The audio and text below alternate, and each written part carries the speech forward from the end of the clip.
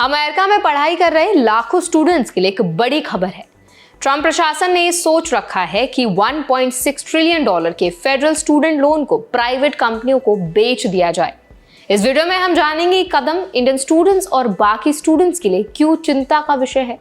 हम समझेंगे कि इस फैसले से उनकी सुरक्षा, लोन रिफंड और करियर पर क्या असर पड़ सकता है। तो चलिए फिर जल्दी से वीडियो को शुरू कर देते हैं। हाय, मेरा नाम है वर्षा दुबे और आप मुझे देख रहे हैं एनबीटी टेक एड पर।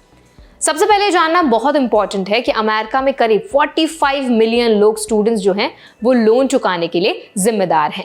इनमें बहुत सारे इंडियन स्टूडेंट्स भी शामिल हैं जो H-1B वीजा या OPT पर पढ़ाई और काम कर रहे हैं। ट्रंप एडमिनिस्ट्रेशन की योजना में ये पोर्टफोलियो खास तौर पर अच्छी स्थिति वाले लोन को प्राइवेट इन्वेस्टर्स को बेचने की बात है। इसका मतलब है कि अब स्टूडेंट सरकार को लोन नहीं चुकाएंगे बल्कि प्राइवेट कंपनीज को पैसा देंगे। डेमोक्रेट्स का कहना है कि इस कदम से स्टूडेंट्स को बहुत नुकसान हो सकता है। आज जो फ्लेक्सिबल रीपेमेंट प्लान्स हैं, इनकम बेस्ड रीपेमेंट ऑप्शंस हैं और पब्लिक सर्विस लोन फॉरगिवनेस जैसी सुविधाएं हैं वो खत्म हो सकती हैं।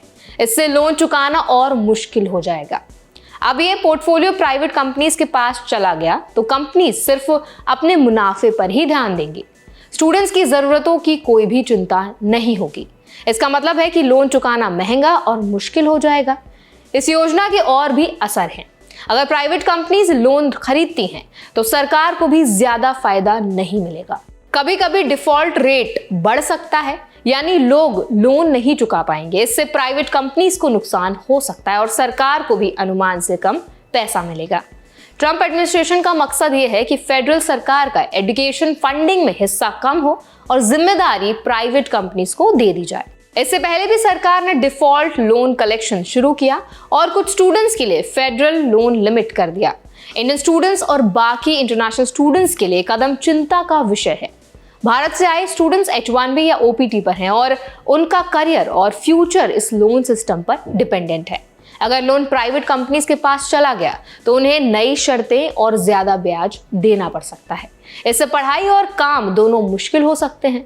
स्टूडेंट एडवोकेसी ग्रुप्स भी कह रहे हैं कि इस बिक्री को रोका जाए।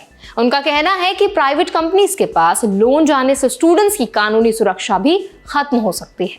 ये सिर्फ पैसा चुकाने का मसला नहीं है बल्कि उनका फ्यूचर और करियर भी इम्पैक्ट होगा। इंडियन स्टूडेंट्स को इस समय बहुत सावधान रहने की जरूरत है। उन्हें समझना होगा कि अगर ये योजना लागू हुई तो रीपेमेंट प्लान्स बदल सकते हैं, लोन फॉरगिवनेस प्रोग्राम्स नहीं मिलेंगे और प्राइवेट कंपनी सिर्फ मुनाफा कमाएंगी। इसीलिए स्टूडेंट्स को अपने लोन और पैसे की योजना को ध्यान से देखना चाहिए।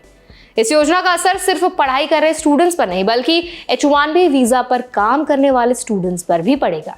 उन्हें यह समझना जरूरी है कि लोन की स्थिति उनके वीजा और नौकरी की सुरक्षा को भी इम्पैक्ट कर सकती है। अभी सरकार और प्राइवेट कंपनीज के बीच बातचीत चल रही है। कोई अंतिम फैसला नहीं हुआ है, लेकिन छात्रों के लिए ये समय बहुत सावधान रहने का है। उन्हें अपने लोन रिपेमेंट प्लान्स और फ्यूचर की प्लानिंग जो है वो बहुत सोच समझ के करनी चाहिए।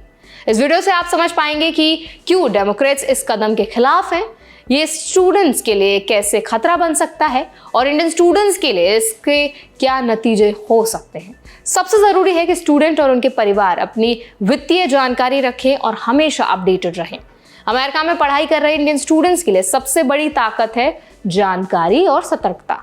सही जानकारी और अपने अधिकारों को समझकर छात्र अपने फ्यूचर और करियर को सेफगार्ड कर सकते हैं। याद रखें, ये सिर्फ लोन की बिक्री नहीं है, ये स्टूडेंट्स के करियर, सेफ्टी और वित्तीय भविष्य से जुड़ा मुद्दा है। हर स्टूडेंट को अपने रीपेमेंट प्लान्स और पैसे की सुरक्षा पर ध्यान देना बहुत इंपॉर्टेंट है। अब इस पूरे मुद्दे पर आप क्या राय रखते हैं, आपका क्या ओपिनियन है, हमें जरूर बताएं कमेंट सेक्शन में। ऐसे और भी अपडेट्स के लिए, वीडियोस के लिए, इन्फॉर्मेशन के लिए हमारे चैनल एनबीटी टेक एड को भी जरूर सब्सक्राइब करें।